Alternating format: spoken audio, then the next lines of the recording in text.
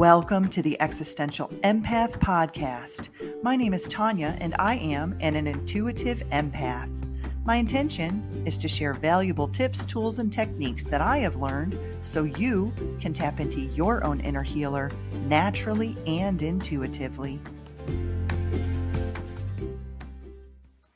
Hi everyone, and welcome back to my channel. My name is Tanya and I help people tap into their inner healer naturally and intuitively. In this video, I wanted to talk a little bit about the human energetic system and how it can get drained if we don't know how to properly nourish it or protect it. And I want to talk a little bit about empathy burnout and compassion fatigue, because I come from a background of working in the healthcare system, and I struggled with my own personal compassion fatigue working with grieving families for many years. And I didn't really know how to revitalize my energy or to protect my energy when I was in those situations. So I thought I would put together a video that could be helpful for some of you who are either caregivers or those of you who are maybe working in a healthcare field or a teacher. This really can apply to anyone. So I don't want to kind of put anything in a box, because compassion fatigue really can hit anybody, and it can hit you at any time in your life when you sometimes aren't even really expecting it. So how many of you can actually relate to some of these statements? My body hurts all the time and I really don't know why. I really want to go, but I just can't. I'm exhausted, and quite honestly, I just want to crawl into bed and go to sleep. That person is so draining to be around. I think I'm just going to avoid them for a little while. I feel like I can never get enough rest. I am always so extremely exhausted.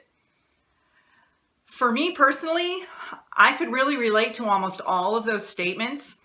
I worked in the organ procurement field for, more than 15 years. And I was working in a high acuity, high stress environment where we were one-on-one with the staff in the intensive care units and in the emergency departments, and also working with my own staff when we would go back, to our offices, or we would be working with them in the hospital setting, and working with physicians and other groups of people who were in the hospital setting that were working with these grieving families. And for those of you who do work in a hospital setting, you understand the intensity of it and how it can be very, very stressful.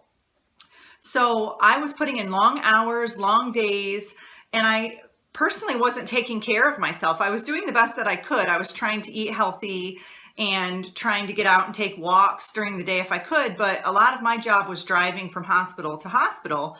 And I began to realize that my energy was just completely drained all the time. I just didn't feel like I could get enough rest. And I would plan a 1 to 2 week vacation one time a year, and it usually was on a cruise, so I didn't have to have any contact from anyone, because I like to be able to shut my phone off, because the job that I had, it was just nonstop. My phone was constantly ringing. I was constantly getting emails, and I literally had no time to rest, and it was just exhausting. So for me, I could really relate to a lot of those statements, and that's why I wanted to share them to see if there's any of you out there who may resonate with those feelings of exhaustion, those feelings of not getting enough sleep. Even if you slept 10 hours a night, you still feel totally drained and tired.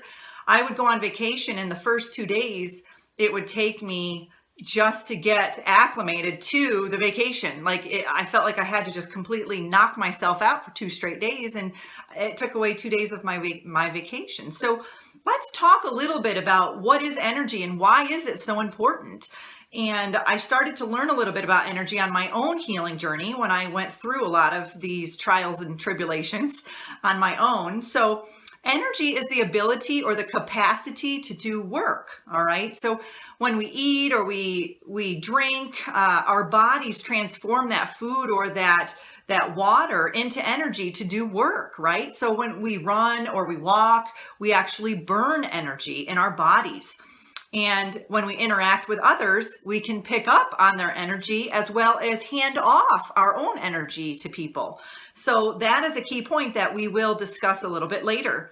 Everything is energy. Everything around us is made up of energy. So what happens when our energy is out of whack or isn't balanced? A lot of those things I stated before, right? We are completely stressed out. And then that can lead to chronic stress, chronic fatigue, headaches, tension in the shoulders and in the back. We may feel frustrated and start lashing out at people. We have a hard time expressing ourselves. It's like we're a pressure cooker just ready to explode. I know that was kind of my experience. I would hold it all in when I was working with the families in the hospital, and then I would come home and lash out on a family member or a friend.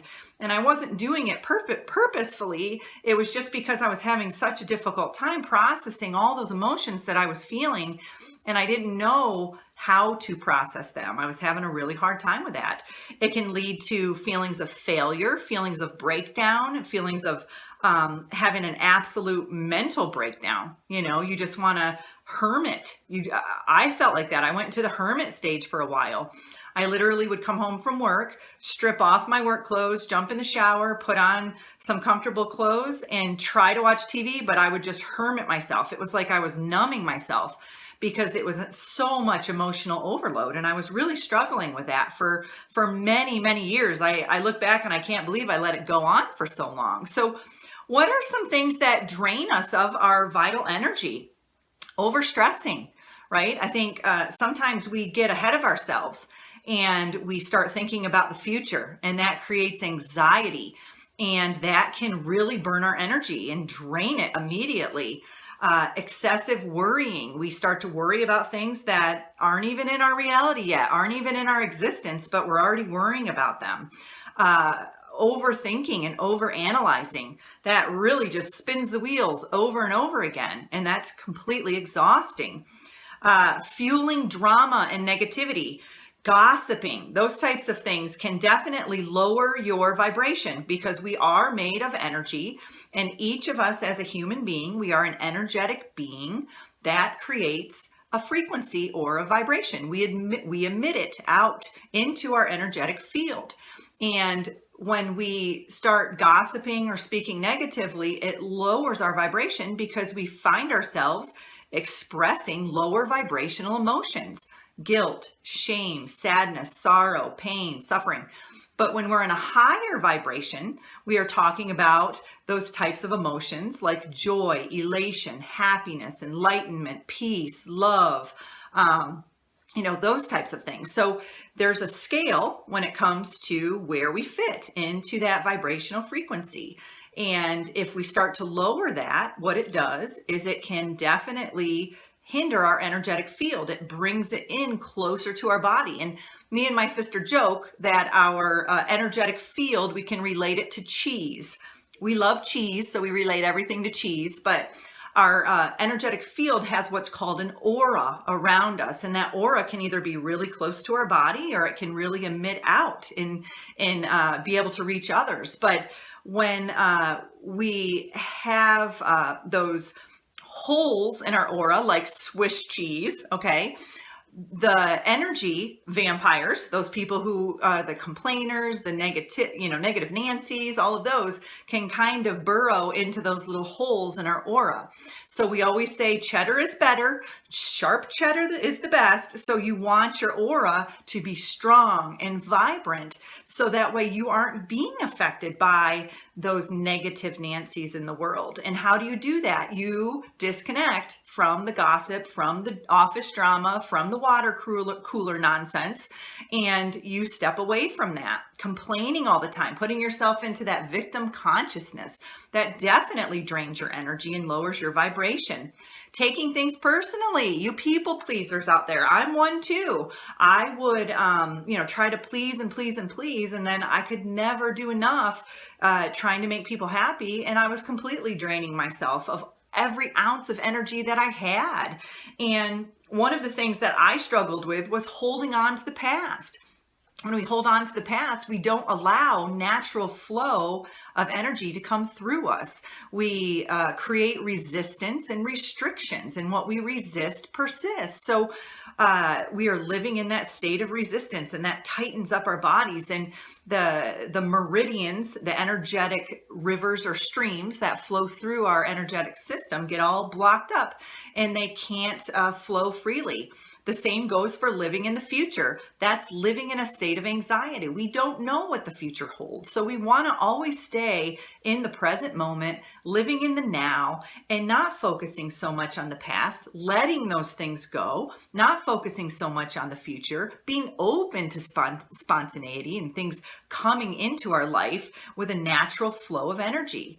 Energy flows where attention goes. So if you are focusing your energy on stress, drama, gossip, complaining, the past, the future, that's exactly where your attention is, right? Your attention is there, so the energy is going to flow there, and it is depleting you of your vital life force. So how does empathy impact our energy? All right, I want to talk a little bit about what empathy burnout is. So there's many names for it: empathy burnout, compassion fatigue, vicarious trauma. And as humans, we are wired to feel emotions. That's one of the things being human is all about. We can feel our own as well as others' emotions. Some of us can, right? The clairsentient ones of us, the empaths. Modern neuroscience has actually proven that our brains have specific circuits that enable us to feel with others. And seeing someone in pain can cause us to feel pain. And you see this sometimes with husbands when their wife is going through labor, or their wife is eating a lot of food to nourish the baby, and then the husband starts eating a lot of food, or he starts feeling these pains. That's kind of the empathic piece where he's picking up on her pain or her hunger, and he's actually following through with it because their energy is so entwined and so close that he just naturally feels like her energy is his energy. Some may call it emotional intelligence, or others may even call it being highly sensitive.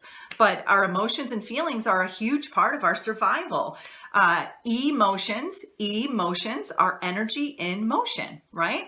So some signs of empathy burnout: anxiety, critical thinking, poor listening, lashing out, impatience, lack of empathy, numbness. You begin to feel numb. That was really high for me. I would be dealing with all of these really highly emotional situations at work, and then I'd come home and my sister would call me about her emotional situation, and I couldn't handle it. I was on overload, and I would numb myself and I would tune out and disconnect. Or you can go the opposite, emotional outbursts. That energy is built up so much in your body, it just needs to come out. And you have these times where you're just bursting into tears at Target, or you are having you're lashing out at someone at the grocery store and you don't even know why. And it's because all of that energy, all those emotions are pent up in there, and they're just trying to come out like that pressure cooker. Insomnia, that can be another one, another sign of that. So the expectation that we can be immersed in pain and suffering on a daily basis and not be touched by it is as unrealistic as expecting to be able to walk on water and not get wet, right? We are human beings, and we are in connection with one another on a regular basis. Whether we may not be touching them physically, but we are energetically entwined with every single person that we come in contact with on a daily basis. So what is an empath? We hear this term a lot, and it goes around. I know I've seen it a lot on the internet and on Facebook, and it was kind of a new concept for me. I'd say 2 years ago, I went to Utah and I attended an energy healing conference, and a woman had gotten up there and shared her story, and she talked about how she was an empath, and I was in tears. I didn't even know what an empath was, and her story resonated with me so deeply because every single thing that she said was everything that I was experiencing. And I knew at that moment that there was something more to the way I was handling the situations with the families that I was working with that had lost their loved ones. Not only was I mentally engaging with them and physically there, showing them those non-physical signs, but I was also emotionally and energetically there with these families. And I was picking up their pain and putting it in my backpack and carrying it with me. So an empath is someone whose cognitive empathy mode is on complete overdrive. It's someone who has the ability to pick up the thoughts, emotions, and energies of others and carry them as their own. And when the woman on the stage said that, I just had all of these light bulbs going off, like, oh my gosh, this is me. This is me. I remember working with a family years and years and years ago.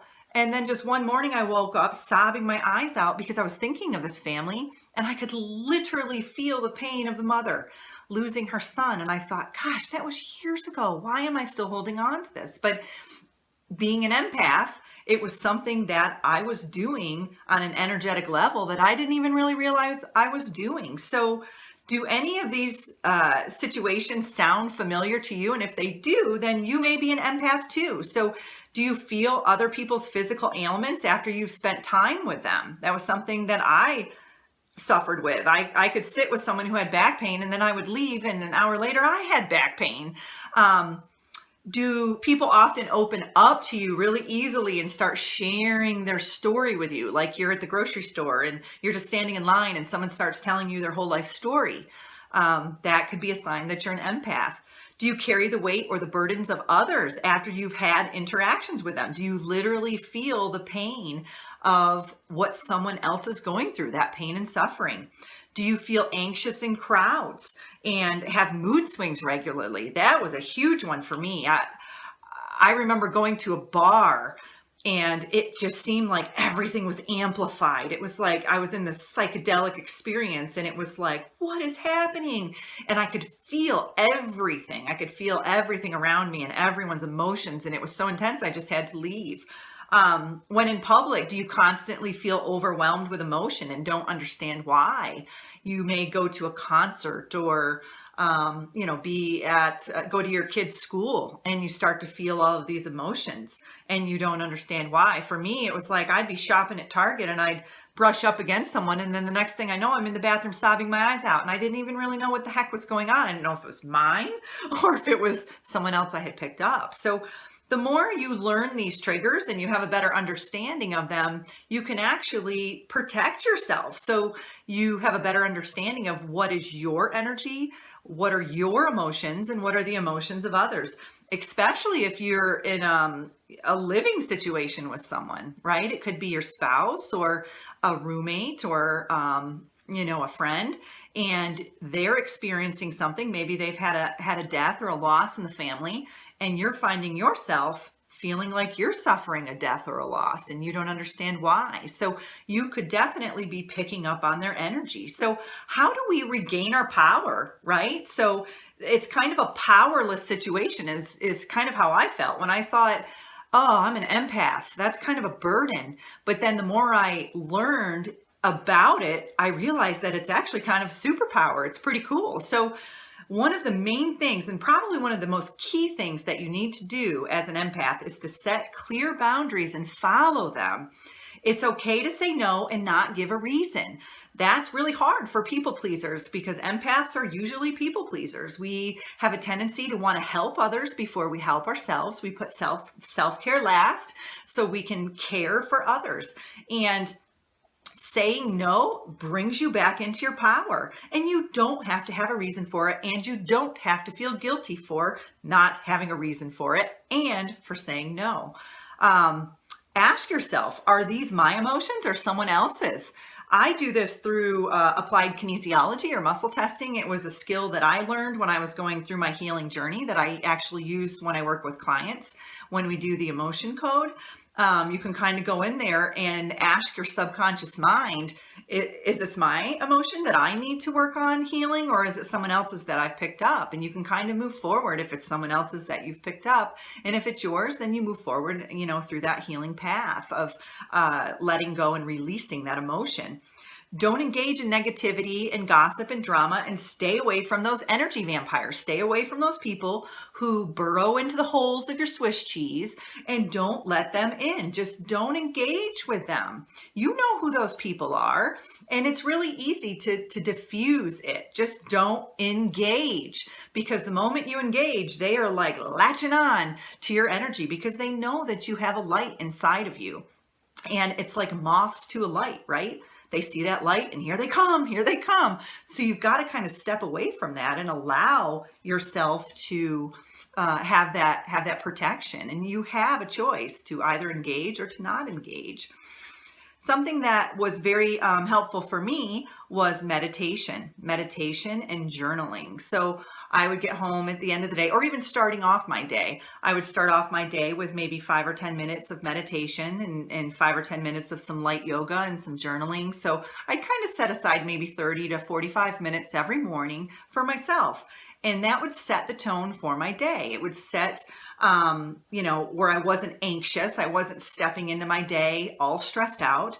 I had, kind of a more stable head on my shoulders when I walked in to my world, in the hospital.